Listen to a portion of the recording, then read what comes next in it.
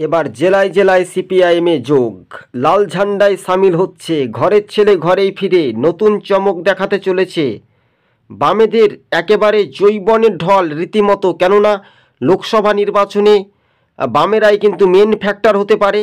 তৃণমূলের যেভাবে দুর্নীতি, সেই দুর্নীতির বিরুদ্ধে বামপন্থীরা যেভাবে লড়াই করছে, সেটাই 100% 2026-এ একেবারে বামেরাই ক্ষমতায় আসবে।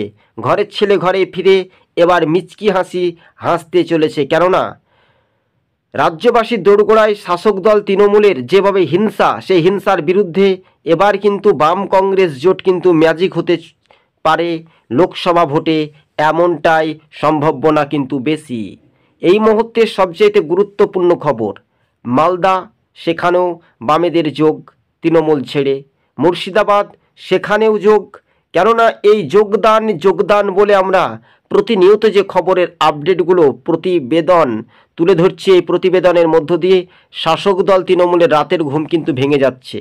আর আপনারা সবুজবঙ্গ নিউজের ইউটিউব চ্যানেলের সঙ্গে নতুন দর্শক হয়ে থাকলে চ্যানেলটিকে অবশ্যই সাবস্ক্রাইব করে সঙ্গে থাকবেন।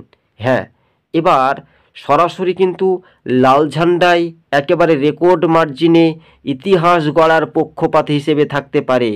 বাস্তবে রূপরেখা মানচিত্রগুলো আগামী কোন পথে এগিয়ে যাওয়ার একটা সম্ভাবনা বেশি, কিন্তু বাম এবং কংগ্রেসের যে একটা র্যাঙ্কিং, সেটা কিন্তু মানুষ কিন্তু চাইছে।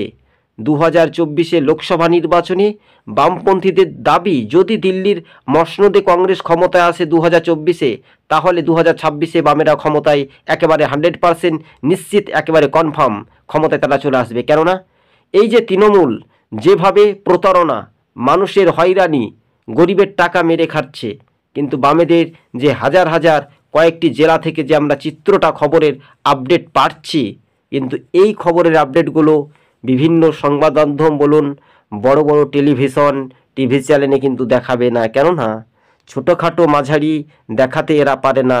তবু করি আশা, মনের থেকে কাজের যন্ত্রণা, সবুজবঙ্গ নিউজ আপনাদের ভালোবাসা আশীর্বাদ নিয়ে কিন্তু আমরা এই প্রতিবেদনগুলো নিয়মিত তুলে ধরি। হ্যাঁ, আমাদের একটা ছোট্ট একটা ইউটিউব চ্যানেল সবুজবঙ্গ নিউজ, চ্যানেলটি ভালো লাগলে অবশ্যই সাবস্ক্রাইব করে সঙ্গে থাকবেন। আর ভিডিও ফুটেজটি একটু বড় আকারে দেখা যাবে, কয়েক হাজার সংখ্যাটা আমরা বলতে পারছি, কেননা কয়েক হাজার। কেননা একদিকে বীরভূমের লালমাটি জেলাতে বামেদের শক্তি বৃদ্ধি, অন্যদিকে মুর্শিদাবাদের খড়গ্রামেও দেখা যাচ্ছে যে তৃণমূলের কর্মীরা কংগ্রেসে যোগ দিচ্ছে, অর্থাৎ ঘরের ছেলে ঘরে ফিরে একটা নতুন চমক যোগাচ্ছে। পশ্চিম মেদিনীপুর সেখানেও কিন্তু একেবারে সুশান্ত চৌধুরী বাম নেতা, সেখানে তাদের কিন্তু একটা দাপট রয়েছে।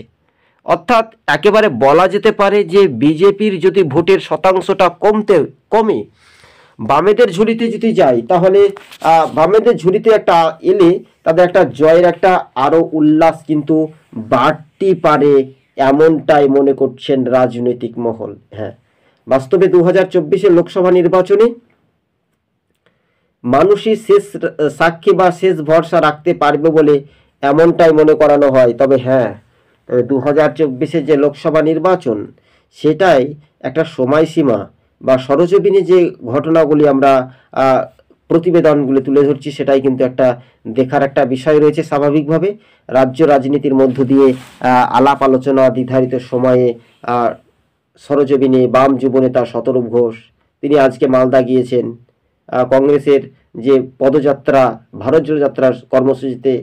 কিন্তু যাদবপুর লোকসভা কেন্দ্রে বামেরা ফলাফল ভালো করবে।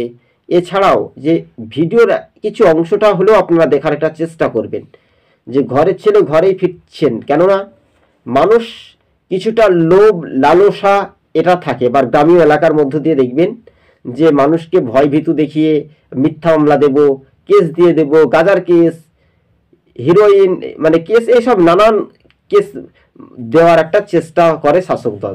তবে শাসক দলকে দুটি কথা বলবেন, এক নম্বর হচ্ছে সোজা আঙুলে ঘি অত সহজে আসে না, একের লাঠি 10-এর বোঝা।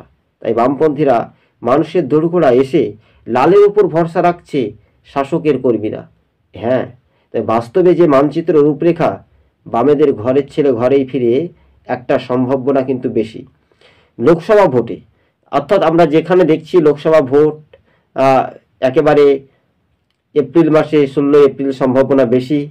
সর্বদলীয় বৈঠকের ক্ষেত্রে কিন্তু এবার বাংলাতে কিন্তু একটা লাল ঝান্ডার দাপট স্পষ্ট।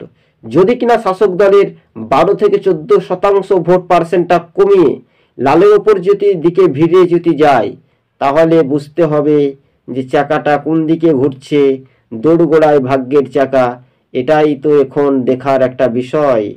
স্বাভাবিকভাবে রাজনৈতিক সমীকরণের মানচিত্র রূপরেখাটা বদলে যাওয়ার একটা সম্ভাবনা বেশি, কিন্তু তাই এবার তৃণমূল ভয় পাচ্ছে।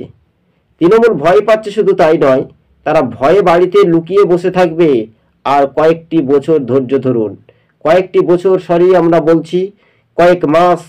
24 লোকসভা ভোটে যখন মোদিবাবু ক্ষমতা থেকে হেরে যাবে, তখন দিদিমণি তখন একেবারে লটাস পটাস করতে শুরু করবেন। কেননা তাদের একটা ভয় রয়েছে, যদি মোদি থাকে ক্ষমতায় তাহলে দিদি থাকবে বাংলায়। মোদি দিদির চুক্তির সেটিং, তাই এই চুপিচাপি সেটিংয়ের রাজনীতি, তাই ঘরের ছেলে ঘরেই ফিরছে। তৃণমূলের যে সেটিংয়ের রাজনীতি, সেই সেটিংয়ের রাজনীতির মধ্য দিয়ে বামেদের ঘরের ছেলে ঘরেই ফিরে নতুন চমক দেখাতে চলেছে, শুধু সময়ের অপেক্ষা। হ্যাঁ, বাস্তবে এটাই এখন দেখার বিষয় রয়েছে। বাম জোট ফলাফল ভালো করবে। আজও বলছি আপনাদের সঙ্গে, আমরা বিগত দিনেও বলেছিলাম যে বাম জোট কিন্তু লোকসভা ভোটে ফলাফল ভালো করবে। তাদের যে জনসংযোগ যাত্রা কিন্তু একেবারে উপচে পড়ছে। আমরা দেখেছিলাম দলীয় নেতা অর্থাৎ শতরূপ ঘোষ, তিনি রয়েছেন মালদাতে ভারত জোড়ো যাত্রার কর্মসূচিতে কিছুটা অংশগ্রহণ করতে, বা এই যে মালদাতে যান এবং সেখানে কংগ্রেস নেতৃত্ব অর্থাৎ রাহুল গান্ধীর সঙ্গে মত বিনিময় করেন। একই সঙ্গে রাজ্য রাজনীতির মধ্য দিয়ে দেখার একটা বিষয় রয়েছে। স্বাভাবিকভাবে বলা যেতে পারে যে আগামী লোকসভা ভোট 2024-এ, তার আগে বামেরা কিন্তু সরাসরি কংগ্রেসের কর্মসূচিতে যোগ দিয়েছেন, অর্থাৎ সরাসরি ভারত জোড়ো যাত্রায়। কিন্তু জেলায় জেলায় 8 থেকে 10টি জেলাতেই আমরা বলতে পারি যে তৃণমূলের বড় ভাঙন, যোগ সিপিআইএমের লাল ঝান্ডায়। কিন্তু এবার শতরূপ ঘোষ এবং অধীর চৌধুরীদের যে পরিষ্কার চিত্রটা বোঝা গেল, একেবারে রাজনৈতিক পারস্পরিকভাবে একাংশ বা কিছুটা অংশের মানুষজন বুঝতে পেরেছে যে বামেদের সঙ্গে কিন্তু জোট হচ্ছে পশ্চিমবঙ্গে 42টি লোকসভা কেন্দ্রে, তৃণমূলের সঙ্গে জোট নয়। একেবারে পরিষ্কার পাকাপাকি, সেটাই সবুজবঙ্গ নিউজ আপনাদের সঙ্গে প্রতিবেদনটি তুলে ধরছে, এবং আমরা বেশ কয়েকদিন আগেও প্রকাশ করব এবং সবার আগে ভিডিও ফুটেজগুলো দেখাবো। আজকে ছিল এই পর্যন্ত। ভারত জোড়ো যাত্রা কর্মসূচিতে বাম যুব নেতা শতরূপ ঘোষ, অধীর চৌধুরী, রাহুল গান্ধীদের সঙ্গে মত বিনিময়।